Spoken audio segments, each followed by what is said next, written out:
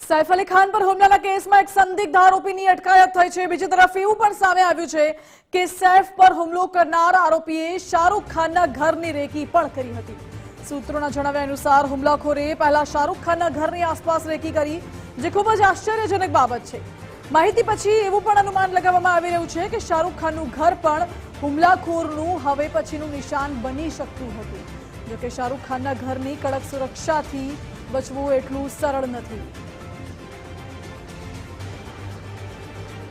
જ્યારે સંદિગ્ધ આરોપીની પોલીસે ધરપકડ કરી છે, તે આરોપીની પૂછપરછ કરવામાં આવી રહી છે, તપાસ કરવામાં આવી રહી છે। એમાં ખુલાસો એવો પણ થયો કે આરોપીએ સૈફના ઘરમાં હુમલો તો કર્યો, પરંતુ સાથે સાથે શાહરૂખ ખાનનું ઘર પણ તેનું નેક્સ્ટ ટાર્ગેટ હતું।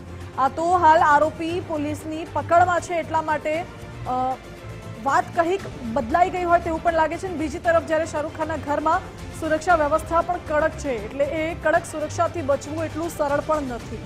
જ્યારે આરોપીની પોલીસે પૂછપરછ કરી ત્યારે પોલીસને આવી માહિતી મળી છે કે શાહરૂખ ખાનનું ઘર નેક્સ્ટ ટાર્ગેટ હતું। મુંબઈમાં ક્યાંક ને ક્યાંક રાજકારણ પણ એટલા માટે ગરમાઈ રહ્યું છે, કારણ કે પહેલા સલમાન ખાનને ધમકી ભર્યા મેસેજીસ, ધમકી ભર્યા કોલ્સ મળતા હતા, ત્યારબાદ બાબા સિદ્દીકીની હત્યા, અને ત્યારબાદ સૈફ અલી ખાન પર હુમલો અને શાહરૂખ ખાનનું ઘર નેક્સ્ટ ટાર્ગેટ।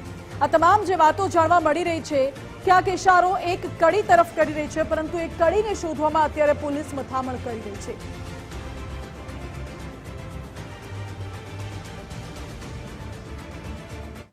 મારી સાથે ન્યૂઝરૂમથી ઉમંગ રાવલ જોડાઈ ગયા છે। ઉમંગ, મુંબઈમાં જે સતત ઘટનાઓ ઘટી રહી છે, પહેલા સલમાન ખાનને ધમકી, બાબા સિદ્દીકીની હત્યા, સૈફ અલી ખાન પર હુમલો અને નેક્સ્ટ ટાર્ગેટ શાહરૂખ ખાન, એટલા માટે જ જે આ સૈફ અલી ખાન ઉપર જે હુમલો થયો એને લઈને રાજકારણ પણ ગરમાયું હતું। કોંગ્રેસના એનસીપીના જે સાંસદો છે તેમણે પણ મુંબઈ પોલીસની ટીકા કરી હતી। આ સાથે સાથે કંગના રનૌત અને સાથે રવિના ટંડન છે તેમણે પણ ટ્વીટ કરીને કહ્યું હતું કે બોમ્બેની અંદર જે સેલિબ્રિટી છે સુરક્ષિત નથી, કારણ કે આપે જેમ કીધું કે સલમાન ઉપર તો કેટલાય સમયથી લોરેન્સ બિશ્નોઈ જે ગેંગ છે હાથ ધોઈને પાછળ પડેલી છે।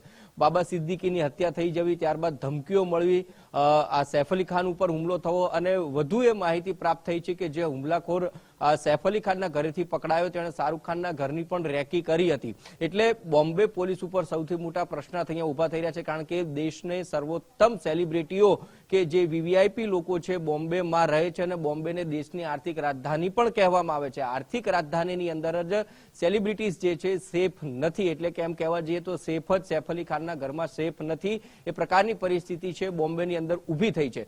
મહત્વની વાત એ કે જે સલમાન ખાન પાછળ પડેલી જે ગેંગ છે લોરેન્સ બિશ્નોઈ અનેક વખત ધમકીઓ આપી દીધી છે, એના ઘર ઉપર હુમલા થયાની પણ વારદાત છે સામે આવી છે।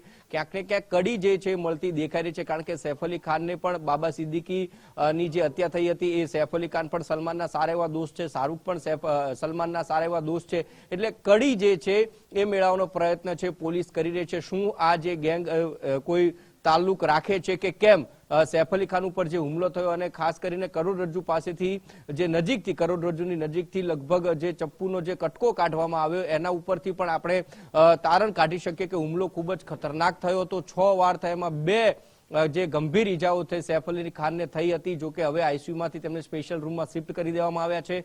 ડોક્ટરે પણ કહ્યું છે કે અઠવાડિયાથી 15 દિવસ જેટલો એમને આરામ કરવો પડશે, અને સૈફ અલી ખાન રિયલ લાઈફમાં પર હીરો છે એવા પણ નિવેદન છે ડોક્ટર થકી આપવામાં આવ્યું છે। પણ મહત્વની વાત એ છે કે જે આ આરોપી પકડાયો છે એની પૂછપરછમાં શું મહત્વના ખુલાસા થાય છે એ પણ જોવું રહેશે। વધીમાં બોમ્બેની અંદર આ જે ફોટો જે વાયરલ થયો, જે શંકાસ્પદ આરોપી છે એના જે સીસીટીવી આવ્યા, તો એમાં પણ ક્યાંક લોકો એવું કહી રહ્યા હતા કે આમ તો સૈફ અલી ખાન શરીરની દ્રષ્ટિએ ખૂબ જ મજબૂત દેખાઈ રહ્યા છે, અને જે સીસીટીવીમાં દેખાતો જે શખ્સ છે શું ખરા અર્થમાં તેણે હુમલો કર્યો હશે, કારણ કે એના શરીરનો બાંધો જોઈએ તો મારા જેવું શરીર દેખાય, પાતળા બાંધાનો જે વ્યક્તિ હતો એ સૈફ અલી ખાનના 7મા માળે ઘરે પહોંચી જાય અને એના ઉપર હુમલો કરવો, એટલે આ બધી જ વાતોએ અટકળો પકડી છે। ખરા અર્થમાં હવે જે આ પકડાયો છે એની સાથે કોણ કોણ હતા, ક્યાંથી આવ્યા હતા, શું એમનો ઈરાદો હતો, બધું જ તપાસમાં ખુલે એ ત્યારબાદ જ નક્કી કરી શકાય કે કડી ક્યાં મળે છે, શું લોરેન્સ બિશ્નોઈ ગેંગનો આમાં હાથ છે કે કેમ, એ પણ એક તપાસનો વિષય બની રહે છે। માનસી જી ઉમંગ, બિલકુલ આભાર આપનો।